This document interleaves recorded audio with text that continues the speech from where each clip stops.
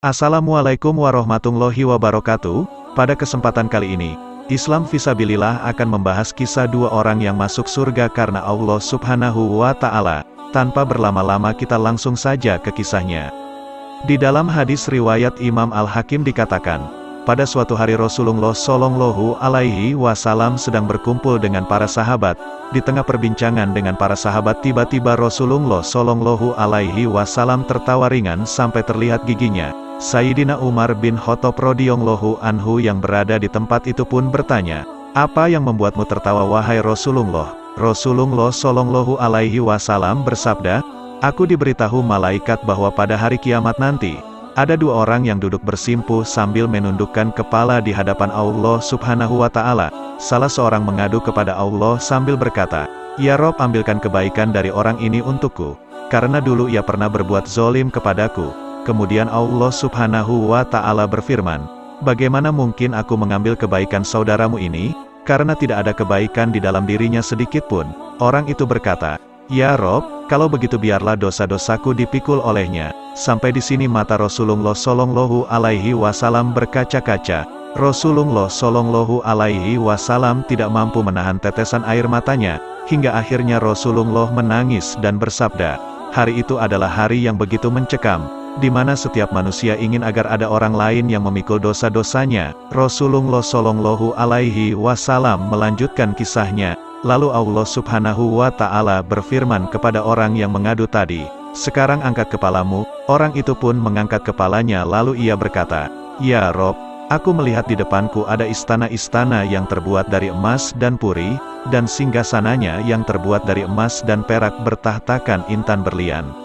Ya Rob, istana-istana ini untuk nabi yang mana ya Rob? Untuk orang sidik yang mana ya Rob? Untuk syuhada yang mana ya Rob?' Kemudian Allah Subhanahu wa Ta'ala berfirman, 'Istana itu diberikan kepada orang yang mampu membayar harganya.' Orang itu berkata, 'Siapa yang mampu membayar harganya ya Rob?'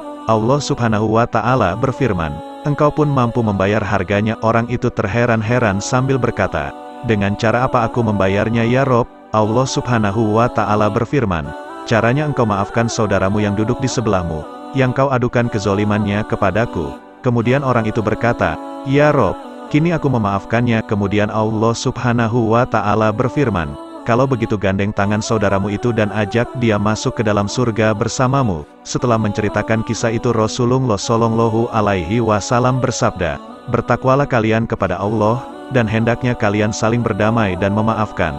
Sesungguhnya Allah mendamaikan persoalan yang terjadi di antara kaum muslimin. Di dalam menjalani kehidupan bersosial kita tidak bisa menjauh dari bersinggungan dengan orang lain.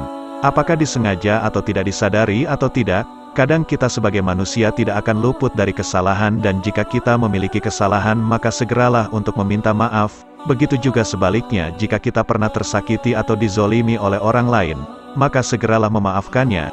Jangan tunggu ia datang kepada kita untuk meminta maaf, karena dengan memaafkannya maka kita akan mendapatkan balasan yang luar biasa dari Allah Subhanahu wa Ta'ala. Seperti dalam kisah ini, amalan hati yang nilainya tinggi di sisi Allah Subhanahu wa Ta'ala adalah meminta maaf, memberi maaf, dan saling memaafkan. Kisah ini terdapat dalam hadis yang diriwayatkan oleh Imam Al-Hakim dengan sanad yang sahih. Di dalam riwayat lain Rasulullah Shallallahu Alaihi Wasallam bersabda, 'Barang siapa memaafkan saat ia mampu membalas, maka Allah akan memberinya maaf pada hari kesulitan.' Hadis riwayat Tabrani. Wallahu a'lam bishawab. Alhamdulillah saudara seiman, semoga kisah ini dapat menambah ilmu dan menambah ketakwaan kita kepada Allah Subhanahu wa Ta'ala. Assalamualaikum warahmatullahi wabarakatuh.